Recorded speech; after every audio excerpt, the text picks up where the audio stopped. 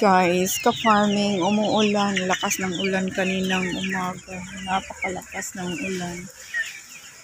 Ang aking mga manok,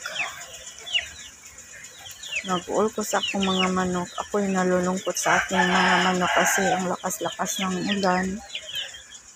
Sana makasurvive ang mga manok ko kahit may mga ulan, no? Kasi mga sisi pa po sila.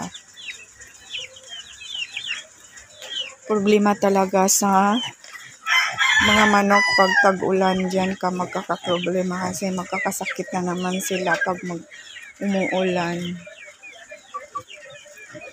Ayan sila, wala po kasi sila insaktong bahay. Ito lang, ganito lang ang nilalagyan ko.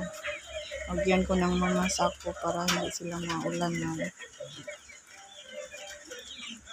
Yan po ang problema pag tag-ulan ng mga ka-farming. Problema talaga pag umuulan. Ang lakas ng ulan kaninang umaga.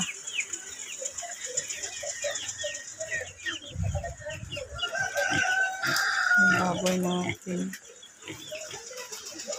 Kawawa talaga ang mga manok pag umuulan.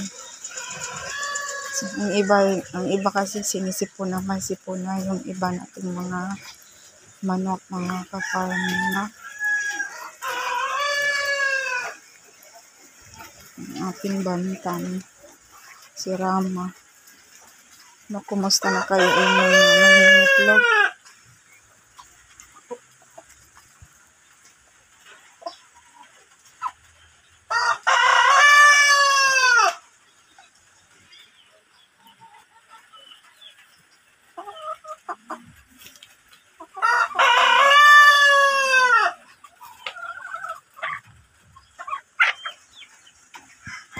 Ang lakas ng ulan, Diyos ko Lord.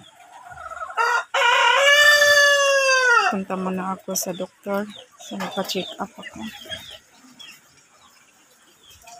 Walang iba ng pakiramdam ko sa tiyan ko.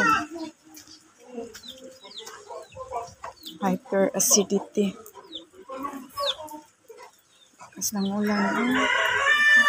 Ang dami ng tubig. Ang lakas talaga ng ulan kanina.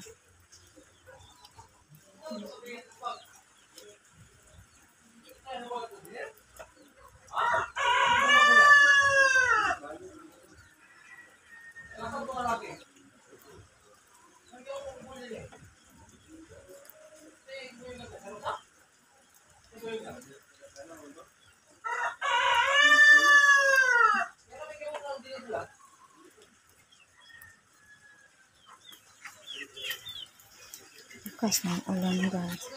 Napakalakas. Kawawa talaga yung mga manok pag mag-ulan.